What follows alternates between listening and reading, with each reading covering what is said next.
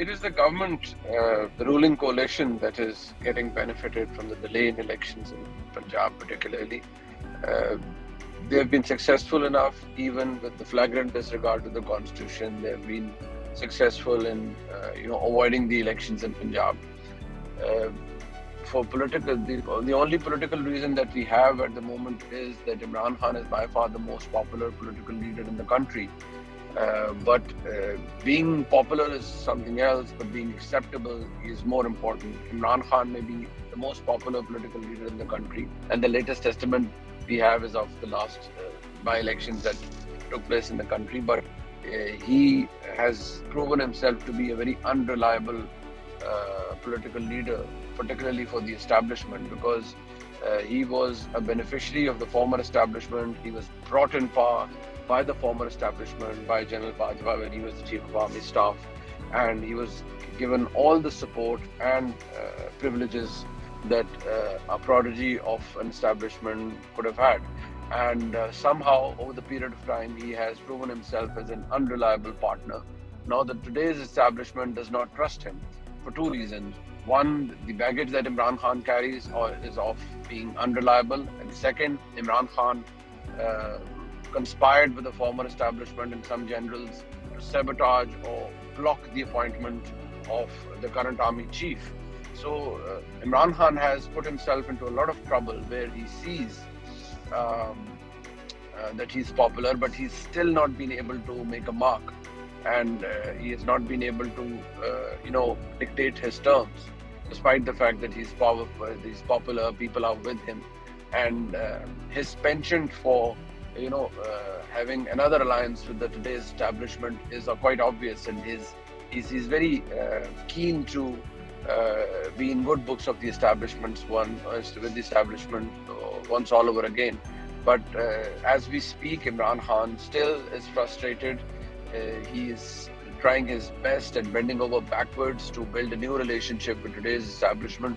But the only thing that lacks is a green signal from today's establishment, the current establishment, which is not in favor of Imran Khan at the moment.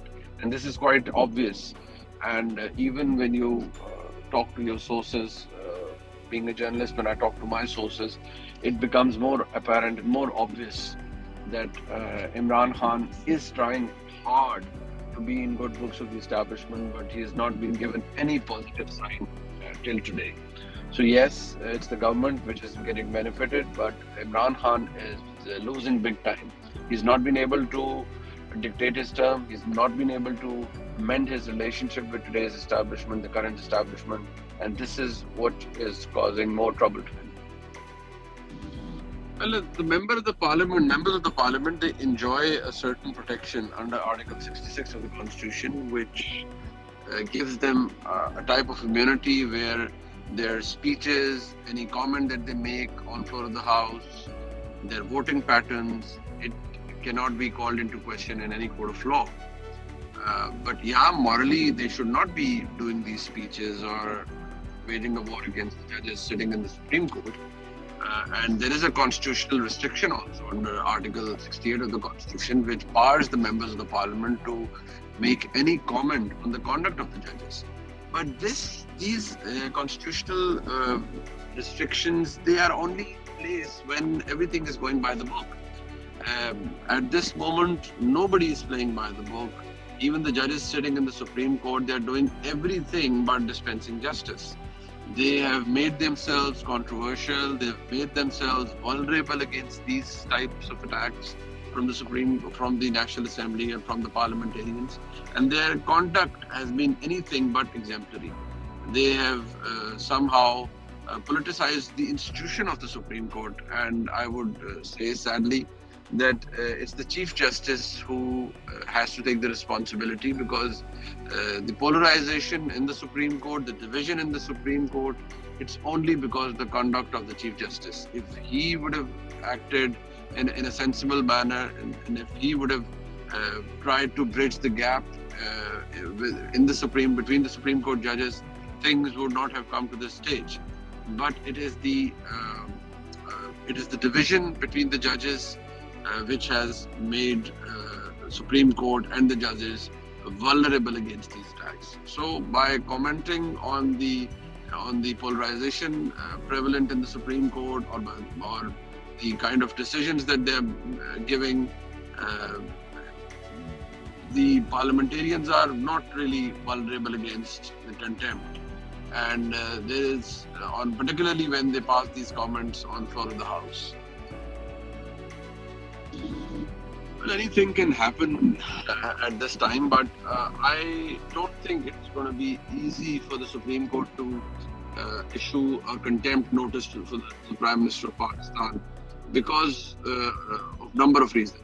One, this is not the Supreme Court that was once there when Iftihar Chaudhry was the Chief Justice, because the entire lot of 17 judges were in unison and they were somehow siding with the Chief Justice. Today's Supreme Court is bitterly divided, and this bitter division has made Supreme Court and the judges vulnerable. Secondly, the Prime Minister of Pakistan has insulated himself by not rejecting the Supreme Court's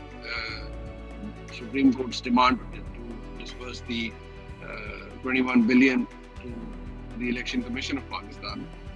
On both the occasions when this particular agenda was brought to the cabinet and before the Prime Minister, they recommended it and sent it to the Parliament. So it was the Parliament which rejected the disbursement.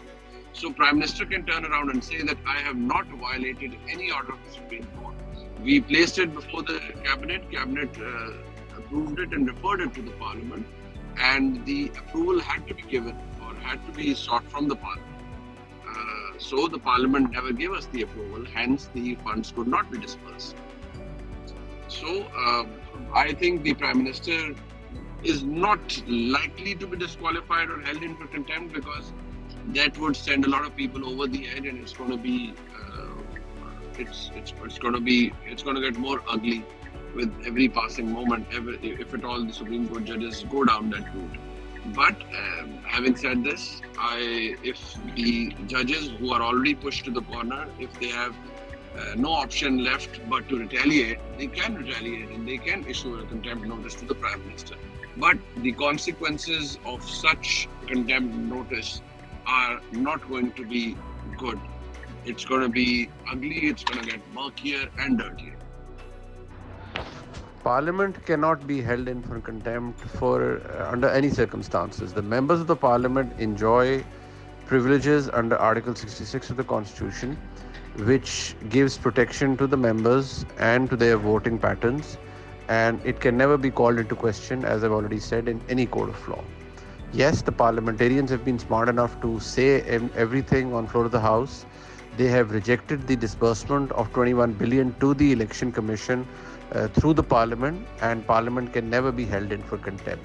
So these are strange moments, strange times where the biggest impediment to in the implementation of the Supreme Court orders is the Parliament. The Parliament has turned it down.